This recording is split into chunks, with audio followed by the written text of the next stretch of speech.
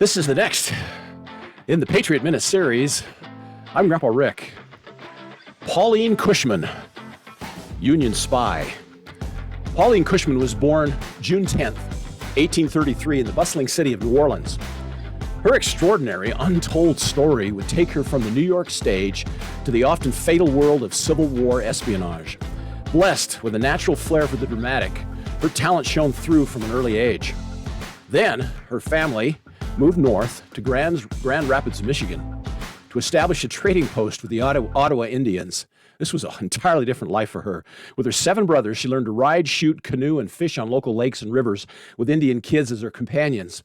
However, as a teen, her dream of the glamorous life on the stage grew stronger. At 18, filled with hope, she set off for New York City. But this proved harder than expected. Still, Pauline had a native grit that would not be denied. She finally landed a job with a theater troupe. On stage, she became known for her full figure and seductive charms. There she met Charles Dickinson, a theater musician, and she married him. But shortly after, with the first bugle call of the Civil War, her husband joined up, but was soon killed. Later, their young son died.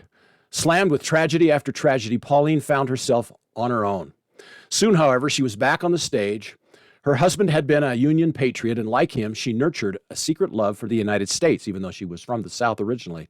But as the war heated up, many of the theaters began to close.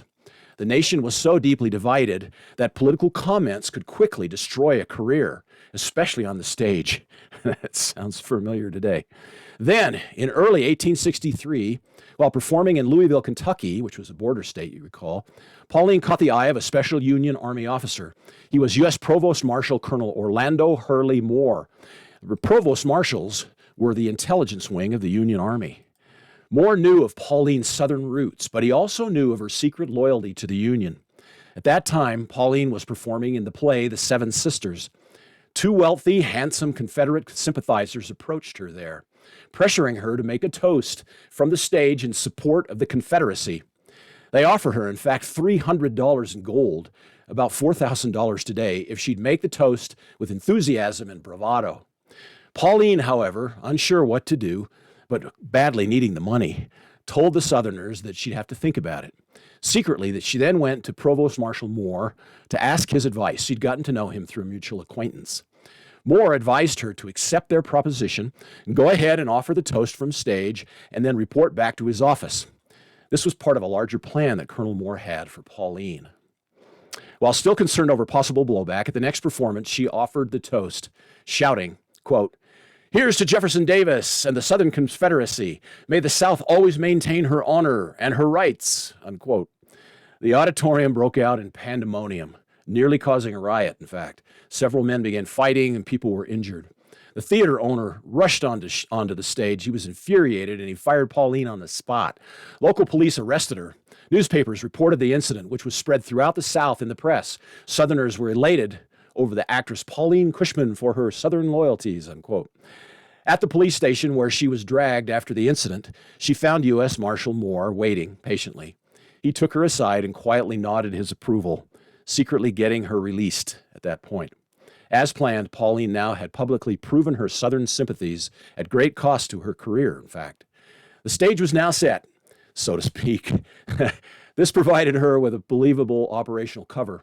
Colonel Moore promptly offered Pauline a job to secretly join the Union Army's Office of Intelligence, to work behind enemy lines while performing, to now become welcome in the South, of course, before Southern audiences, and to glean critical information about Confederate troop movements and gather Southern war plans and activities that were going on.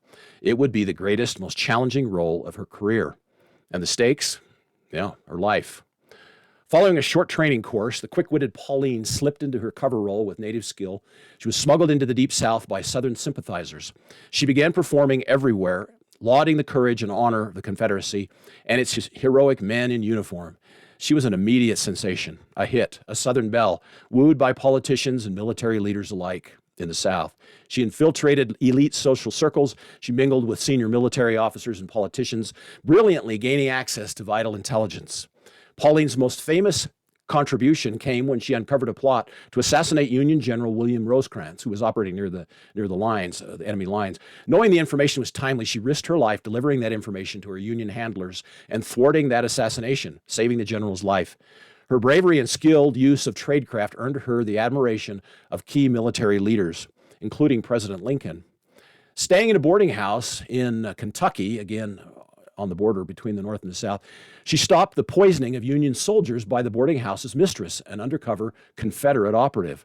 The mistress revealed to Pauline that she had purchased powdered poison and planned to sprinkle it on Union soldiers' food and drink, soldiers who were temporarily bunking in her large home. Pauline was able to get the soldiers immediately and discreetly transferred. Later, when Pauline was safely gone, marshals went in and arrested the boarding house mistress. As time passed, however, her cover role slowly eroded. In 1864, Pauline's luck ran out. While on a mission in Shelby, Tennessee, she met a young Confederate officer possessing secret fortification plans as they were preparing for an expected Union attack. She charmed the young man, stealing the plans and immediately fleeing to Union lines. But she was captured, caught red-handed with the plans hidden in her shoe. After a short and a very hostile trial, she was sentenced to be hanged. Pauline awaited her fate in a damp, rat-infested cell, believing that she was now beyond hope. Always the survivor, however, she caught a fever and right before she was scheduled to be executed. She then faked her illness to be much worse than it actually was, so the Confederate jailers decided to postpone her execution until she felt better. At the last minute, her keen acting ability had preserved her life. For a rescue mission actually was on the way. Union soldiers suddenly stormed the Confederate position, forcing the rebels to retreat in panic. In their haste to escape, they left Pauline behind. Though she had narrowly avoided the gallows, her ordeal in a Southern prison had taken a toll on her health. Also, she was now fully compromised as a Northern spy. So she was honorably discharged, and later she went west to recover from her illness, lingering illness that she'd had for a long time. And she ended up in San Francisco, but her situation, her condition slowly worsened. And she spent her remaining years in relatively poor health and obscurity, struggling with alcohol and drug addiction, believing that her life had been a failure. In 1893, Pauline Cushman passed away in San Francisco, far from the battlefields and the applause and lights of the stage that she loved. She was quietly buried in the military cemetery at the Presidio. Her headstone found today in the officer's circle actually reads simply, Pauline Cushman, Union Spy. We see her humble resting place as a final testament to her unwavering dedication to the United States at a time of great division in our country. She risked everything. So that she could help the survival of her beloved country. And though in the end she died in great pain, feeling forgotten and alone, we remember her today as a unique American hero, a woman of incredible skill, actually, and courage. Thank you, Pauline Cushman. Union spy, yes, but more so, an American patriot, worthy of our love and our respect. I appreciate your time. I'm Grandpa Rick.